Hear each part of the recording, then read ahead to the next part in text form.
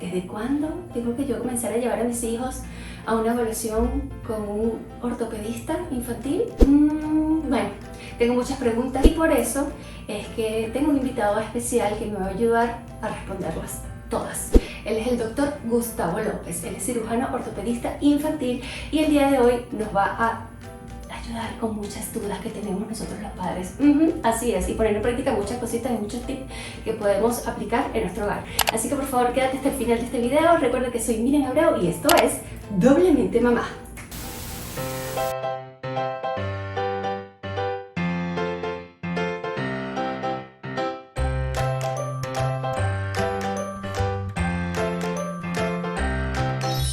Para mí es un placer tenerlo aquí en Doblemente Mamá. Usted sabe que a mí constantemente me encanta adquirir información y por supuesto no tenerla solamente yo, sino compartirla con mi comunidad, con esas madres hermosas que me siguen a través de plataformas digitales.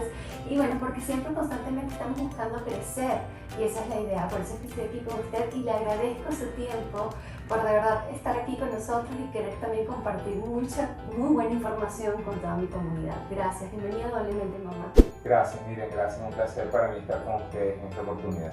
Y yo comienzo entonces con las preguntas, doctor. A ver, ¿qué es la ortopedia infantil? Vamos a profundizar primeramente con esto. Fíjate, la ortopedia infantil es una especialidad que deriva realmente de la traumatología y está enfocada en el estudio de todo lo que es el sistema musculoesquelético, pero cuando hablamos del sistema musculoesquelético no es solamente de músculos y huesos, sino también hablamos de ligamentos, hablamos de tendones, de articulaciones, y enfocado principalmente durante lo que son las distintas etapas del crecimiento de los niños.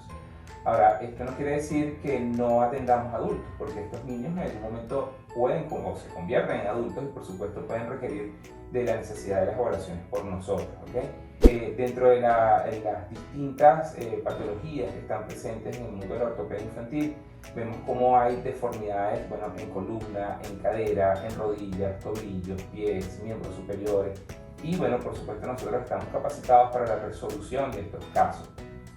Particularmente recibimos un entrenamiento que va enfocado a la atención de los niños durante las distintas etapas de crecimiento en cuanto a lo que es la parte de ortopedia infantil, quizás lo que nos diferencia de otras especialidades. O sea que un pequeño problema, por ejemplo, que comience por los pies, puede afectar también a lo largo de su crecimiento, incluso en la adultez, a un ser humano. Sí, definitivamente, y de hecho hoy en día, a diferencia de hace muchos años atrás, nos preocupamos muchísimo por realizar lo que es la medicina preventiva, en realmente identificar esas afecciones, esas deformidades que pueden estar presentes, como tú pones el ejemplo de unos pies mal alineados, por ejemplo, que en un futuro pueden generar problemas no solamente en los pies, sino que también generan alteraciones a nivel de rodillas, por ejemplo, de cadera, de la misma columna, y que se ven reflejadas durante la adultez. Sí, a veces uno puede creer entonces que, bueno, posiblemente tengo este problema en la columna y resulta que la raíz del problema fue quizás los piecitos que no solucionamos en nuestra infancia, ¿no? Así es. Puede pasar eso. Doctor Gustavo, ¿cuándo hay que ir al ortopedista infantil? ¿Cuándo tenemos que hacer cita con usted? Fíjate, lo ideal es comenzar desde el inicio de la vida, ¿okay? Parte de la necesidad de que un paciente debe ser evaluado aproximadamente durante el primer mes de vida. Salvo que en algunas circunstancias pues, se identifican algunas deformidades durante las últimas semanas de gestación, las cuales se pueden captar, se pueden identificar a través de los estudios de ecosonograma. Los obstetras pueden visualizar estas deformidades, como por ejemplo las deformidades en cadera, las deformidades en columna, las deformidades en pie, y por supuesto comenzar el tratamiento desde el primer día de vida del bebé, ¿okay? Esto es muy importante que cuando lo tengamos en cuenta, pues no dejar a un lado el inicio del tratamiento. Y por eso es que insisto que la primera evaluación, el primer mes de vida, es bastante importante. Y luego una evaluación de estar todo bien, por supuesto, para el inicio de la marcha, que eso suele ser aproximadamente al año de edad, en algunos casos antes, en algunos casos un poco después. Pero para ese momento del inicio de la marcha es importante evaluar al paciente, ¿okay?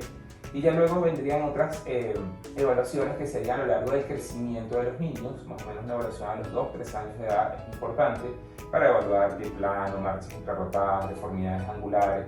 Una futura evaluación después más cercana hacia la edad escolar, 7-8 años de edad, ver si alguna de estas deformidades que se pudo estar presente durante la infancia temprana se mantiene, bueno, para ya así decidir las conductas, sean quirúrgicas o no, y luego una final evaluación durante lo que es la época de la adolescencia, ya cuando nos estamos preparando para la adultez, ver qué pudo quedar residualmente durante el crecimiento de deformidades ortopédicas. O sea que a un niño recién nacido es factible entonces operarlo. Ahora vemos una deformidad frecuente que vemos en la consulta como lo que es el pie equinovaro, que es un pie que viene curvo, con una posición completamente curvo y acortado en la parte posterior. Realmente desde el día 1 del nacimiento es el momento para quizás no operar, quizás la resolución no es la parte quirúrgica, pero sí comenzar con el uso de yesos correctores, ¿okay? Y luego sí esperar el momento ideal para pensar en posibles cirugías que haya que hacer, que van más orientadas hacia después de los 6 meses de vida. Pero importantísimo poder hacer la identificación de distintas deformidades que puedan estar presentes durante el nacimiento. Hay que ir a un ortopedista infantil, sí porque sí, aunque la pediatra te diga, no, no hace falta, siempre es mejor. Bueno, siempre es mejor que adelante, ¿verdad? Así prevenir que lamentar. A ver, doctor, ¿cuáles son las afecciones más comunes en los niños? Sí, quizás este es un tema que va identificado con las distintas edades, ¿ok? O sea, a tempranas edades tenemos una afección, luego un poco más tarde otra, y así va. Inicialmente, ¿qué es lo que más preocupa cuando un niño está recién nacido? ¿Cuáles son las principales cosas que hay que notar? Como expliqué, la forma y la posición de sus pies, ¿okay? Ver cómo vienen esos pies, que inclusive pueden ser observados si el bebé lo permite en las últimas semanas de gestación a través de un ecosonograma. Otra de las patologías de las que hay que estar bien pendientes es la posición de las caderas. Existe una enfermedad o una deformidad que es la llamada displasia evolutiva de la cadera, donde la cadera, el fémur, busca salir de la articulación de la cadera y esto puede muchas veces verse desde el momento del nacimiento. Esto puede estar relacionado a posturas intrauterinas, es decir, posición dentro de la barriguita de mamá, alteraciones congénitas, o sea, hay muchísimas causas que pueden generarlo, pero que es muy importante desde el día que nace el bebé y de hecho forma parte del protocolo de la evaluación por parte de los pediatras, evaluar esas caderas. Entonces, es ahí donde ese primer mes de vida, aunque ya nos haya tocado un pediatra con experiencia y con conocimiento, pero no está de más que el ortopedista infantil también evalúe las caderas. Doctor Gustavo, hablemos de las diferencias entre el ortopedista y el traumatólogo. Definitivamente el traumatólogo es el especialista más enfocado en las afecciones traumáticas, ¿okay? En los accidentes propiamente, en lo que son las fracturas, las lesiones óseas, musculotendinosas que no están esperadas dentro de lo normal en la vida de un ser humano. Nosotros los ortopedistas infantiles nos dedicamos, como ya lo explicaba, más a estas deformidades que pueden estar presentes durante el crecimiento. De ahí parte muchas veces que tenemos pacientes con distintas especialidades, como por ejemplo lo es la neuroortopedia. La neuroortopedia es una de las especialidades que estudia los casos de pacientes que vienen con alguna afección desde el punto de vista cerebral que marca distintas deformidades a nivel corporal. Aumento del tono muscular, disminución del tono muscular, deformidades propias de las articulaciones, caderas, rodillas, tobillos, manos, hombros, y bueno, que por supuesto estamos en capacidades de resolverlas. Una de ellas, por ejemplo, la quizás anteriormente llamada parálisis cerebral infantil, la cual ya no es el título o el nombre que le ponemos, la manejamos como disfunción motora no progresiva, y nosotros somos una de las especialidades que estamos enfocados a trabajar en este tipo de pacientes. Y eso por supuesto nos distingue bastante del mundo de la traumatología, que quizás está mucho más enfocado a manejar, como te decía, todos estos accidentes, fracturas, lesiones tendinosas, lesiones articulares, quizás un poco más enfocadas hacia lo que es la adultez, a diferencia de nosotros los ortopedistas infantiles. Doctor, ¿qué son los trastornos ortopédicos? Sí, son las distintas afecciones que pueda estar generándose en el crecimiento de un niño, ¿okay? Y esto va dependiendo de las edades, pero esto también puede estar relacionado a factores hereditarios, a factores neurológicos, a factores cardiovasculares, a enfermedades propiamente congénitas. Nosotros recibimos una gran cantidad de pacientes con malformaciones congénitas que llegan a nosotros para su resolución. Por ejemplo, malformaciones que bien afectan lo que son las articulaciones, convirtiéndolas en articulaciones sumamente rígidas y que por lo tanto no son factibles para una marcha adecuada. Entonces, es ahí donde entra el rol de nosotros los ortopedistas, de cómo poder resolver este tipo de articulaciones para que sean más permisivas a que el niño pueda caminar en algún momento. Preparar a los pacientes a que ellos puedan caminar y es parte de nuestro trabajo. ¿Qué riesgo tienen los niños que no visitan el ortopedista infantil, doctor? Bueno, es bastante, yo creo que lo vemos sobre todo en los adultos de ahora, que no visitaron al ortopedista infantil cuando eran niños, ¿okay? Vemos hoy en día muchísimos adultos con necesidades de prótesis de rodillas, prótesis de cadera, deformidades en columna y que simplemente no se resolvieron problemas de angulación en tobillos, en rodillas, en caderas, en columna en las edades adecuadas, en las edades que esto se pudo haber resuelto. Entonces, un niño que no va a una consulta ortopédica, bueno, por supuesto un niño al cual no se le va a identificar su problema y quizás en el momento en que se identifique sea un poco tarde. No imposible para solucionar, pero sí ya un poco tarde, por supuesto, ir hacia las necesidades quirúrgicas ya un poco más complejas. Por eso es que es mejor siempre prevenir. Definitivamente, hoy en día la medicina va hacia la parte preventiva, más que hacia lo curativo. Ese es el enfoque de trabajo que tenemos mundialmente. ¿A partir de qué edad un niño puede ser diagnosticado, doctor? Y dependiendo de las distintas enfermedades, como lo dije desde el primer mes de vida, es importantísimo las primeras consultas, pero quizás para las deformidades más comunes, como lo es el pie plano, la marcha infrarrotada, las deformidades angulares, después de los 2 años de vida es el momento ideal para la evaluación con un ortopedista si no lo ha hecho anteriormente. Es muy importante. Y sobre todo también en la edad de la preadolescencia, ese momento del estirón, del crecimiento brusco. Ese crecimiento que es brusco. Sí, donde pueden venir, claro, pueden venir deformidades principalmente en lo que es el nivel de columna. Se desvía de sufrir en las rodillas, o sea que eso significa entonces, claro, tiene coherencia porque yo desde niña sufría de esto de tener simetría siempre los piecitos, aunque mis padres intentaron corregirlo, no fui tan constante, fui muy rebelde, lo confieso, y aparte de eso no, fíjense, no tiene resultados. Bueno, fíjate, un eslabón, todo sí, va... todo, sí, y fíjate, o sea, que dice que las rodillas pueden ser afectadas a un adulto y la raíz del problema pudiera ser entonces que no corrigieron a tiempo. Exactamente, no se hizo una corrección de la alineación de los miembros inferiores. Pero nunca es tarde, ¿verdad? Nunca es tarde, siempre hay la posibilidad y particularmente tenemos las opciones para corregir. Qué bueno. A ver, doctor, tengo un poquito una duda con referente a esto. A ver, ¿qué subespecialidades hay en ortopedia infantil? Bueno, fíjate, el mundo de la medicina ha ido cambiando de forma general en las distintas especialidades y nos hemos ido enfocando en cosas un poco más puntuales y desarrollándose las distintas subespecialidades, ¿okay? Dentro de lo que es el mundo de la ortopedia infantil, anteriormente se manejaba de forma general. Un ortopedista infantil hacía de todo, un miembro superior, columna, cadera, miembros inferiores y todo. Hoy en día lo vamos dividiendo un poco. Tenemos quienes manejan específicamente la parte de neuroortopedia relacionada, como mencionaba, a la disfunción motora no progresiva y sus distintas modalidades. Tenemos ortopedistas infantiles que se dedican a la especialidad de columna, exclusivamente columna, y es de lo único que se dedican. Hay quienes se dedican a la parte de cadera infantil, de las deformidades que pueden presentar las caderas durante el crecimiento. Hay quienes se dedican a lo que es el manejo de miembros inferiores, particularmente es lo que hago, así como la parte de pie y tobillo, pero durante el niño en crecimiento. Y esto es totalmente distinto a lo que lo hace un traumatólogo especialista de pie y tobillo de adultos, que está enfocado en el manejo solamente de los adultos. El cirujano, ¿me puede profundizar un poquitico, recordar que usted entonces su área?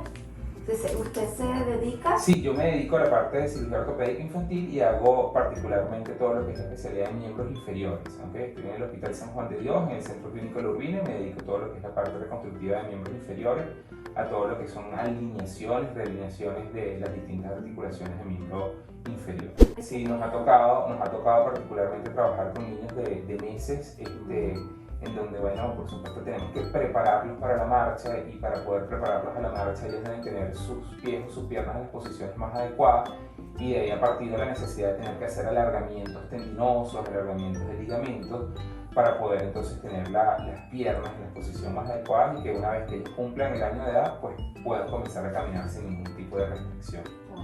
Doctor Gustavo, ¿cuáles son los tratamientos más comunes dentro de su especialidad? Sí, bueno, nosotros vamos enfocados quizás no a ser tan agresivos en pensar como en lo quirúrgico como la primera y la única opción, ¿ok?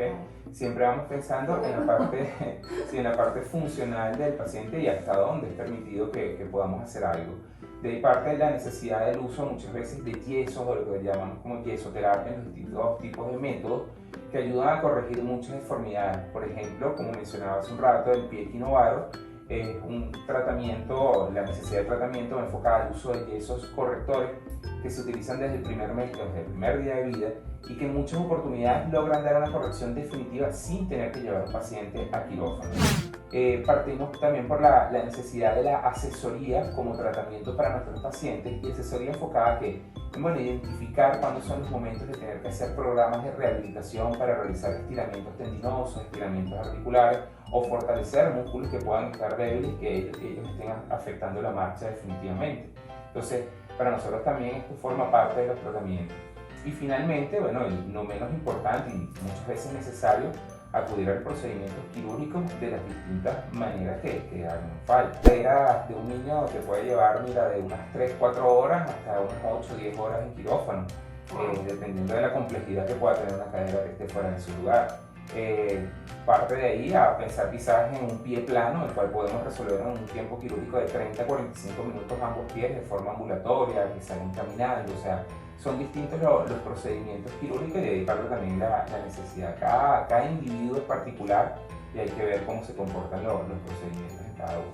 Yo soy una mamá que le encanta tomar en cuenta muchas cosas que voy aprendiendo durante mi camino en esto de la maternidad, porque siempre constantemente nosotras las madres actuales estamos en el mundo digital siempre actualizándonos, ¿no? Y también viendo este tipo de videos que nos ayudan a informarnos, ¿no? Pero a mí me gusta prevenir y esta pregunta por supuesto se la tengo que hacer. A ver, en casa, nosotros los padres, los representantes, ¿hay tratamientos en casa para prevenir que los niños se lesionen? Sí, claro, definitivamente. Esos tratamientos, quizás más que tratamientos, son cuidados generales que como todo padre o como toda madre debemos tener enfocados en el cuidado de nuestros hijos, ¿ok?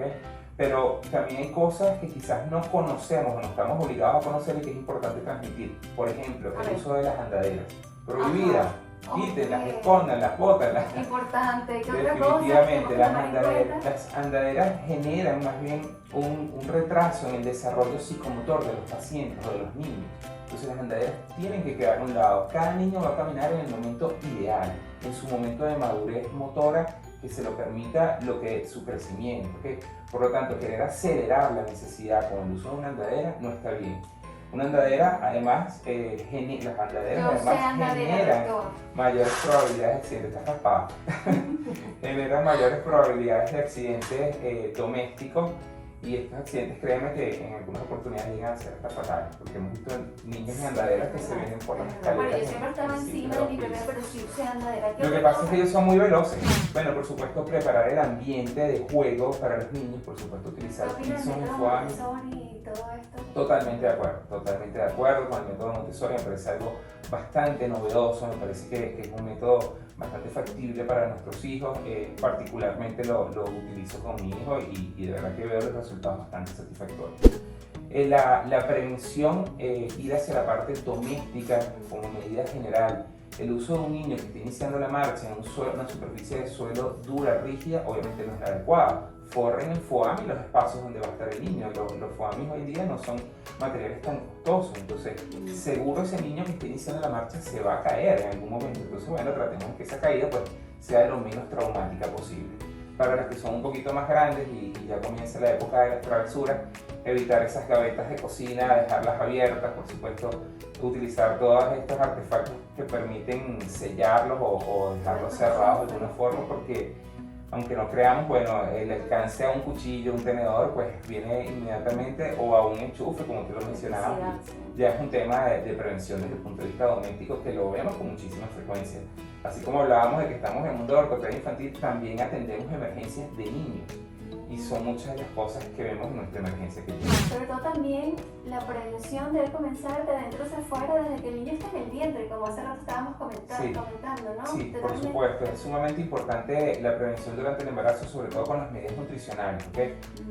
Aunque no creamos dentro del mundo de la ortopedia, también es para nosotros importante el consumo de los vitamínicos distintos que ofrece, por supuesto, el ginecobstetra que esté manejando el caso, porque esto muchas veces tiene que ver inclusive en el cierre de la columna durante el crecimiento del paciente, que cuando esto no es manejado, por supuesto, los niños pueden nacer con patología en el momento del nacimiento, bueno, que necesitan muchas veces de cirugía y pues no es lo ideal tener que llegar a esa necesidad. También podemos acudir a un ortopedista infantil estando embarazada para investigar, sobre todo cuando son partos gemelares, ¿no? Porque a veces normalmente tienden a... Sí, sobre todo con los embarazos gemelares tenemos que estar bien pendientes y ahí tenemos que ser bien enfáticos con los ecografistas que se dedican a evaluar cómo vienen estos pacientes, porque los embarazos gemelares no está demostrado, pero sí hay un alto porcentaje que generan, bueno, distintas deformidades, como hablábamos de la displasia evolutiva de cadera, como lo son los pies de quinoar, y esto en vista del poco espacio que queda dentro del útero para 2 bebés o más bebés que pudieran estar ahí. Vemos muchas veces algunos gemelos, no sé si será el caso de tus hijos,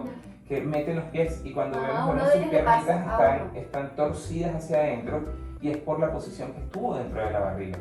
Claro, la gran mayoría de las veces estas deformidades son fisiológicas y suelen mejorar con el crecimiento.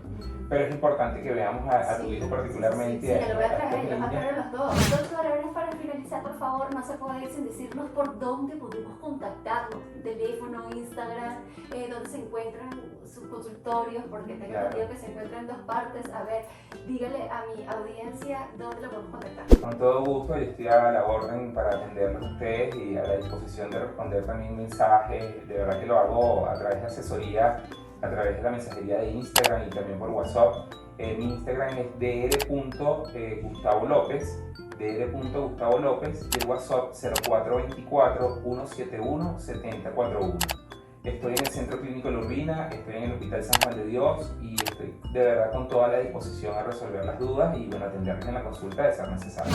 Muchísimas gracias, doctor, por haber aceptado la nueva invitación. Espero tenerlo en una próxima oportunidad también en Doblemente Mamá. Por favor, denle mucho tiempo de calidad acompañado del ingrediente más importante del universo, que es el amor. Recuerden que soy Miriam Abreu y en mis redes sociales estoy como @BarbieAbreu, @Doblemente Mamá, y te invito a que te suscribas a mi canal de YouTube Doblemente Mamá, activa las notificaciones para que te enteres cada vez que subo un nuevo video, lo veas y lo compartas, por favor, y me comentes qué otro video deseas que yo realice. Con muchísimo gusto, junto a mi equipo de producción, creamos contenido de calidad para todos ustedes, porque de eso se trata, seguir sumando, seguir creciendo en esta hermosa comunidad. Dios me los bendiga, entonces nos vemos en otro videito, ¿sí? Besos mil, Dios me los bendiga, chao, chao, gracias, doctor. Gracias.